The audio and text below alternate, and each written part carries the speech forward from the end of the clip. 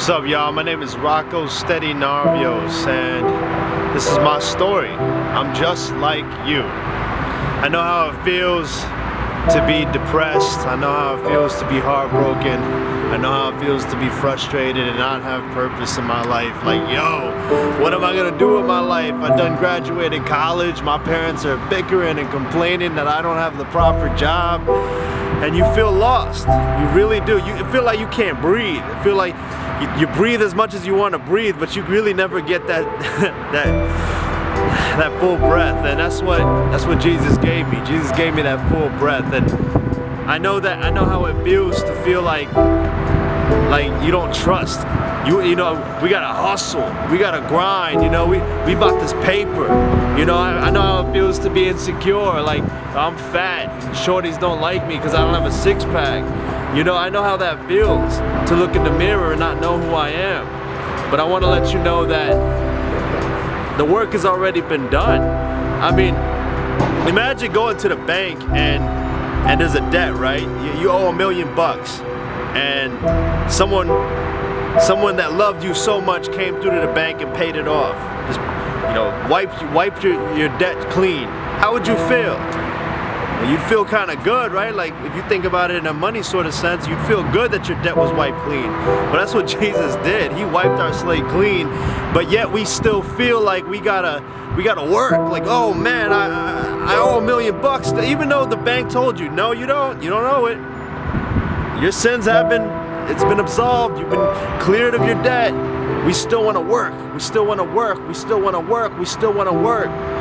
And the moment that I figured out that my work has already been done, my life has been so peaceful. I feel like I can breathe. And I want to let you know that from my experience, the level that I was at, the direction that I was going, the sins that I was committing, the thoughts in my head that were killing me, I want to let you know that it's fully possible for you to find your purpose and to understand and accept the fact that your debt has been wiped clean. It's done, son. So, you know, talk about God's giving you a gift of lyrics, and do like a little, you know, like a little cipher, like right. a gospel cipher, and just for the audience.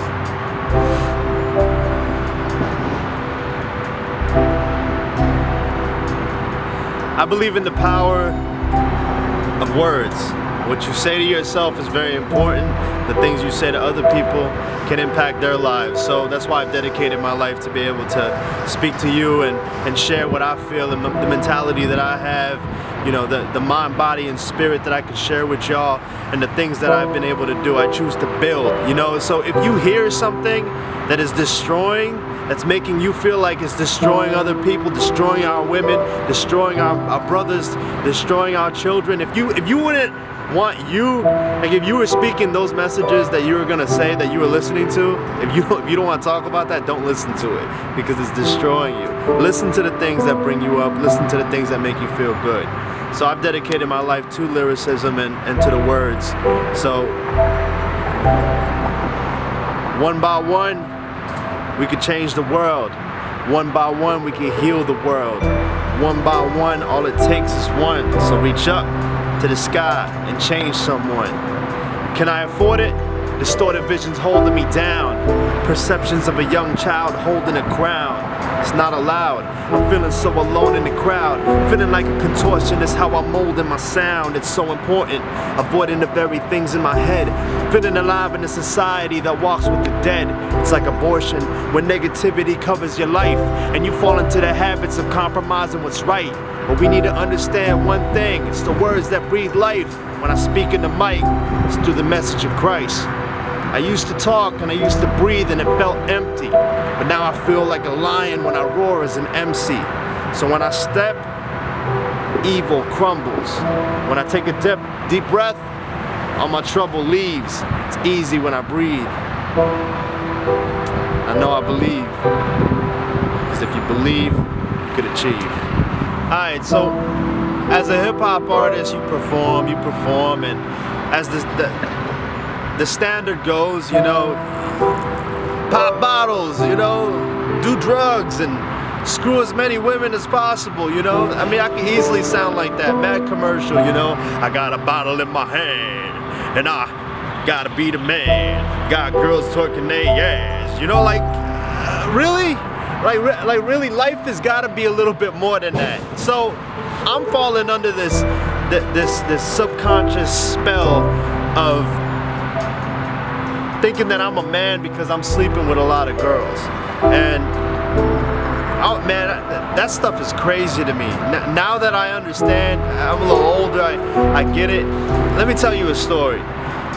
And this is the last time I ever had a one-night stand, okay? I met this girl, she was groupieing. I mean, y'all would call that a groupie, somebody that loves your work. And as an artist, you're supposed to respect people, your fans, respect the people that love your work. But I fell into lust. And so, you know, I took her home and got my swerve on. And okay, so we get our swerve on, and I'm laying there in bed, I pass out, I'm sleeping, I drank too much, and she drank too much, and we just did the deed, and that was it, you know? I wake up, and this girl's staring at me, like, I'm like, and I look at her like from the corner of my eye, and this girl's just like looking at me like just looking at me. I'm like, what are you looking at, yo? Like, go to bed. It's kind of freaked out, but I'm kind of tired still, so I go back to sleep. That was around 4 o'clock in the morning. I wake up around 5:30, and she's still staring at me. Hold up. Oh, okay. Say it again. I wake up at 5:30. Go ahead. I wake up 5:30 in the morning, and she's still staring at me. Now, I was freaked out at this point. I'm like, yo, you gotta leave. You know, like, I'm gonna walk you down and you know, say goodbye to you. So I walked her down, and she tells me she loves me. The very first time that she hung out with me, she tells me she loves me. And I felt this overwhelming, like, pity for her. Like, yo, I shouldn't have done that.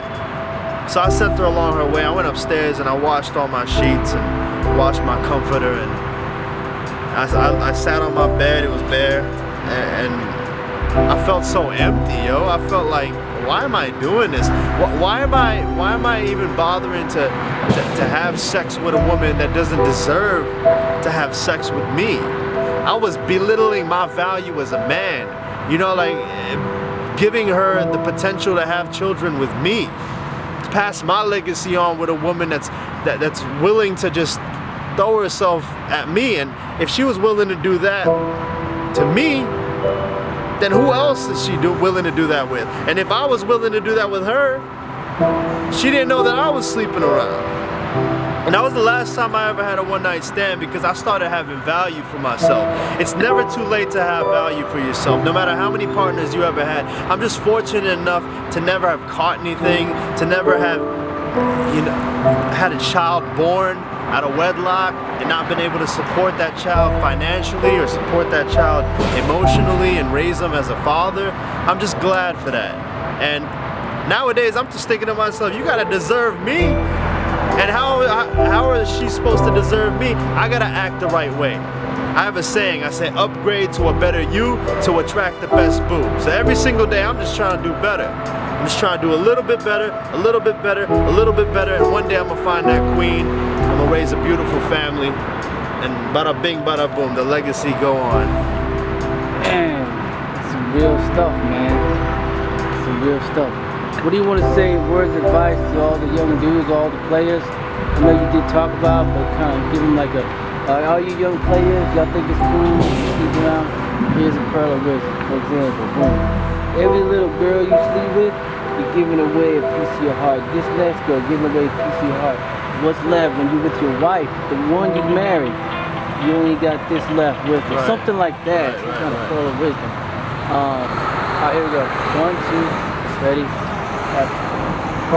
So I know how it feels to feel like a player. You know, you feel good. You feel like you the man, yo. I mean, your boy's like, yeah, dog, you got that. I'm like, yeah, you know, I got that. You know, once again, it's influence. It's all baloney. It really is. Because imagine your semen as like the seeds of life, right? Which it is. It's the seeds of life, and you have a tank. You got a tank of the seeds of life. And every single time you have sex with a random woman, every time you have sex with a person you don't sincerely care about, you are totally messing up the whole concept of what sex is, which is based out of love. And sex with love is probably so much better than sex just because you drank too much.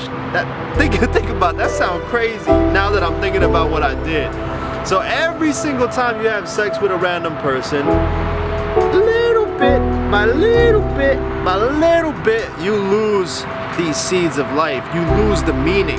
It's like driving a car. If you let everybody drive your car's going to quickly become a hoopty. It's a used and abused. It's going to be garbage. It's going to be whack. You're going to end up getting married, and then you're going to end up giving a hoopty to your wife. I traded my hoopty in. I got me a Bentley, and I'm taking care of it. Drive it only on the weekends, and that weekend is with my wife. Can't wait for you, baby. Peace.